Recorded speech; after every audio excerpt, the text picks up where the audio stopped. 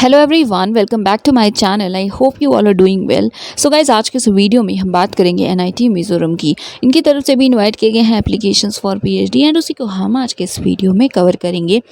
सो देखिए, इसके लिए आपको सबसे पहले इनके वेबसाइट पे विजिट करना होगा। Website is nitmj.ac.in, right. इसका लिंक आपको डिस्क्रिप्शन में मिल जाएगा।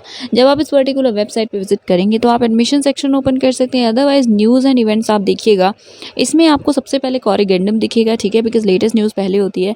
एंड कॉरिगेंडम के बाद आप देखेंगे तो पीएचडी का नोटिफिकेशन भी मिलेगा। सो आई थिंक आपको दिख रहा होगा, ये है कॉरिगेंडम फॉर पीएचडी एडवर्टीजमेंट। ओके, अभी हम इसे भी ओपन करेंगे।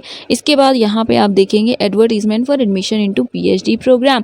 आप डायरेक्टली कॉरिगेंडम भी जब ओपन करेंगे, उस पर क्लिक करेंगे तो पोर्टल ओपन हो जाएगा जिसपे आपको पीएचडी से रिलेटेड इन्फॉर्मेशन देखने को मिलेगी। सो रिफ्रेश किया है, अभी हम एक बार फिर से ओपन करते हैं, एक बार ओपन करते हैं एंड फिर देखते हैं बाकी इन्फॉर्मेशन को। सो टेंडर है, इसके बाद है कॉरिगेंडम का ऑप्शन, इस पर करेंगे हम क्लिक, देन ओपन हो जाएगा नेक्स्ट पोर्टल। सो यस, इसका भी लिंक वैसे डिस्क्रिप्शन में आपको मिल जाएगा।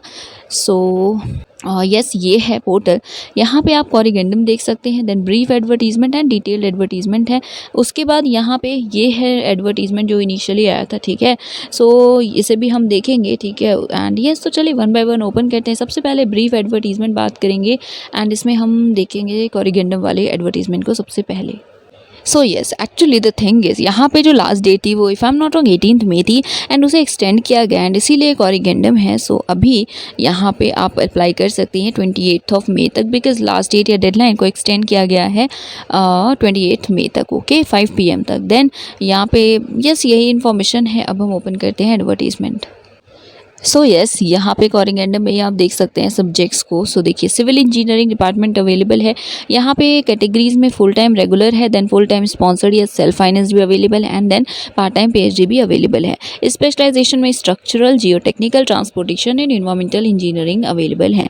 देन मैकेनिकल इंजीनियरिंग है, अगेन दोनों कैटेगरीज हैं, पार्ट टाइम नहीं है, यहाँ full time regular and full time sponsored है।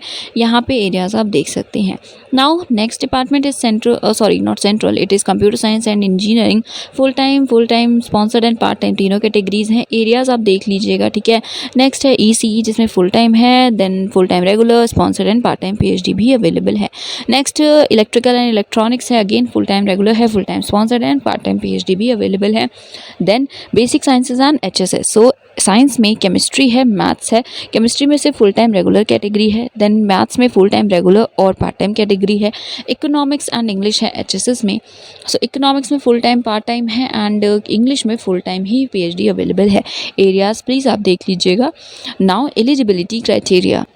सो यहाँ पे अगर आप इंजीनियरिंग के डिपार्टमेंट्स में अप्लाई कर रहे हैं, सो मास्टर्स डिग्री होनी चाहिए आपके पास इंजीनियरिंग या टेक्नोलॉजी के एरिया में किसी रिकॉग्नाइज यूनिवर्सिटी से। 6.5 मिनिमम आपका सीजीपीए या 60% मार्क्स है तो आप एलिजिबल हैं।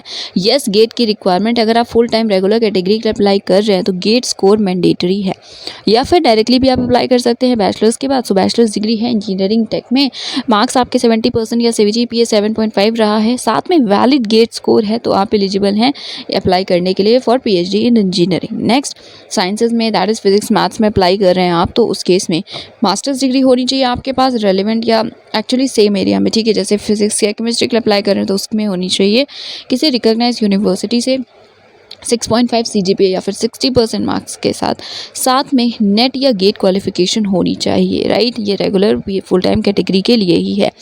इंस्टीट्यूट फेलोशिप नहीं मिलेगी, ये भी लिखा हुआ है that no institute scholarship to be awarded for those types of candidates. Okay, so I think जो ये कैटेगरी जिनके पास नेट गेट नहीं है ये उनके लिए आई थिंक लिखा है, बट एक बार आप कंफर्म कर लीजिएगा।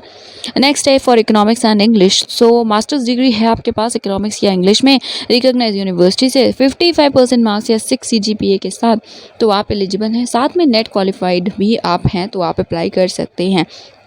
देन SC/ST के लिए सभी मार्क्स में 5% या फिर 0.5 पॉइंट्स का रिलैक्सेशन है सीजीपीए में, राइट। देन कैटेगरीज में फुल टाइम क्या है, सो फुल टाइम में देखिए यहाँ पे रेगुलर है, स्पॉन्सर्ड है, self financed and project staff है। सो अभी आपने कैटेगरीज देखी थी, आपके सब्जेक्ट में जो भी कैटेगरी अवेलेबल हो जिसमें आप इंटरेस्टेड हो तो उसके बारे में आप यहाँ देख सकते हैं। So first of all full time regular category है उन कैंडिडेट्स के लिए जिन्हें की मिलेगी असिस्टेंटशिप या fellowship from the institute, right. And वो ऑफ कोर्स डिपेंड करेगा आप गेट या नेट क्वालिफाइड हैं या नहीं हैं।